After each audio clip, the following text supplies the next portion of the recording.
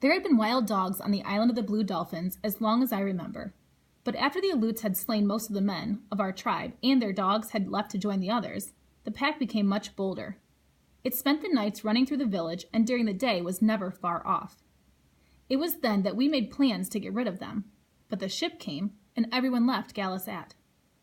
I am sure that the pack grew bolder because of their leader, the one with the thick fur around his neck and the yellow eyes.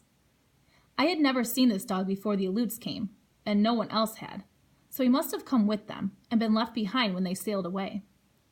He was a much larger dog than any of ours, which besides have short hair and brown eyes.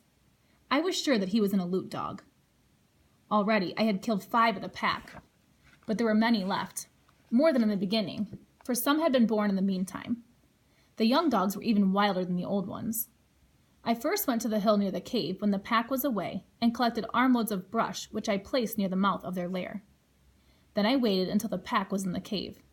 It went there early in the morning to sleep after it had spent the night prowling. I took with me the big bow and 5 arrows and 2 of the spears. I went quietly, circling around the mouth of the cave, and came up to it from the side. There I left all of my weapons except 1 spear. I set fire to the brush and pushed it into the cave. If the wild dogs heard me, there was no sound from them.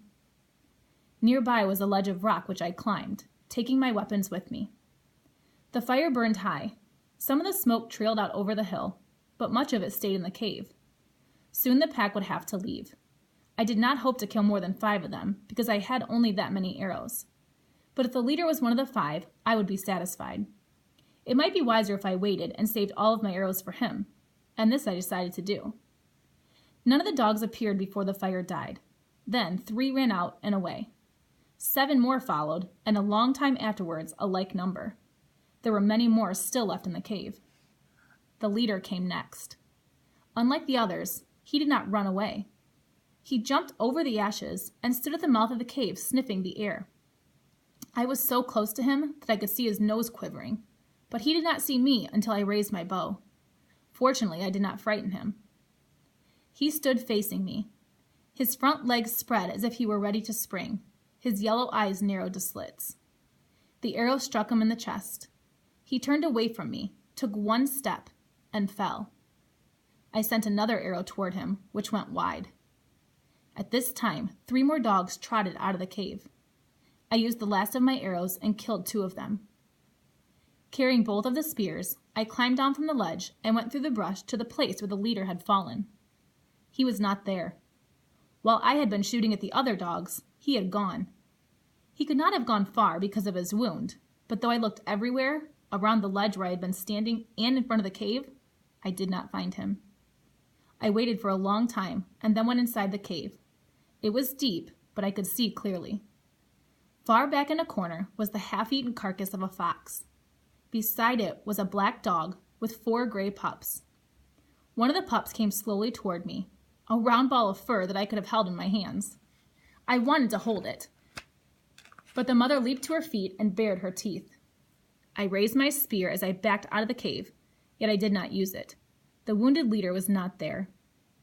Night was coming, and I left the cave, going along the foot of the hill that led to the cliff.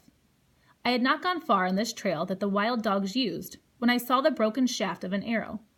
It had been gnawed off near the tip, and I knew it was from the arrow which had wounded the leader. Farther on, I saw his tracks in the dust. They were uneven, as if he were traveling slowly. I followed them towards the cliff, but finally lost them in the darkness. The next day and the next, it rained, and I did not go to look for him. I spent those days making more arrows, and on the 3rd day, with these arrows and my spear, I went out along the trail the wild dogs had made to and from my house. There were no tracks after the rain, but I followed the trail to the pile of rocks where I had seen them before. On the far side of the rocks, I found the big gray dog. He had the broken arrow in his chest, and he was lying with one of his legs under him. He was about 10 paces from me, so I could see him clearly. I was sure that he was dead, but I lifted the spear and took good aim at him. Just as I was about to throw the spear, he raised his head a little from the earth and then let it drop. This surprised me greatly, and I stood there for a while, not knowing what to do, whether to use the spear or my bow. I was used to animals playing dead until they suddenly turned on you or ran away. The spear was the better of the two weapons at this distance, but I could not use it as well as the other, so I climbed onto the rocks where I could see him if he ran. I placed my feet carefully. I had a second arrow ready should I need it. I fitted an arrow and pulled back the string, aiming at his head. Why I did not send the arrow, I cannot say. I stood on the rock with the bow pulled back, and my hand would not let it go. The big dog lay there and did not move, and this may be the reason. If he had gotten up, I would have killed him. I stood there for a long time looking down at him, and then I climbed off the rocks. He did not move when I went up to him, nor could I see him breathing until I was very close. The head of the arrow was in his chest, and the broken shaft was covered with blood. The thick fur around his neck was matted from the rain. I do not think that he knew I was picking him up, for his body was limp, as if he were dead. He was very heavy, and the only way I could lift him was by kneeling and putting his legs around my shoulders. In this manner, stopping to rest when I was tired, carried him to the headland. I could not get through the opening under the fence, so I cut the bindings and lifted out 2 of the whale ribs, and thus took him into the house. He did not look at me or raise his head when I laid him on the floor, but his mouth was opened, and he was breathing. The arrow had a small point, which was fortunate, and came out easily though it had gone deep. He did not move while I did this, nor afterwards as I cleaned the wound with a peeled stick from a coral bush. This bush has poisonous berries, yet its wood often heals wounds that nothing else will. I had not gathered food for many days, and the baskets were empty, so I left water for the dog, and after mending the fence, went down to the sea. I had no thought that he would live, and I did not care. All day I was among the rocks gathering shellfish, and only once did I think of the wounded dog, my enemy, lying there in the house, and then to wonder why I had not killed him. He was still alive when I got back, though he had not moved from the place where I had left him. Again, I cleaned the wound with a coral twig. I then lifted his head and put water in his mouth, which he swallowed. This was the first time that he looked at me since the time I had found him on the trail. His eyes were sunken, and they looked out at me from far back in his head. Before I went to sleep, I gave him more water. In the morning, I left food for him when I went down to the sea, and when I came home, he had eaten it. He was lying in the corner, watching me. While I made a fire and cooked my supper, he watched me. His yellow eyes followed me wherever I moved. That night I slept on the rock, for I was afraid of him, and at dawn, as I went out, I left the hole under the fence open so he could go. But he was there when I got back, lying in the sun with his head on his paws. I had speared 2 fish, which I cooked for my supper. Since he was very thin, I gave him one of them, and after he had eaten it, he came over and lay down by the fire, watching me with his yellow eyes that were very narrow and slanted up at the corners.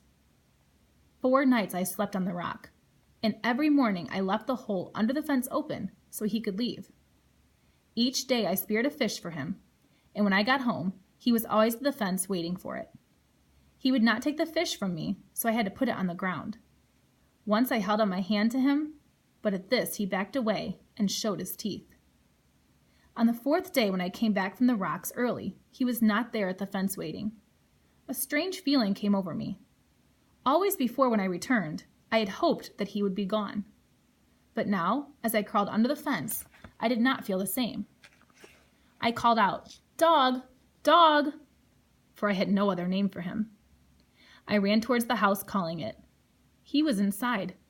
He was just getting to his feet, stretching himself and yawning.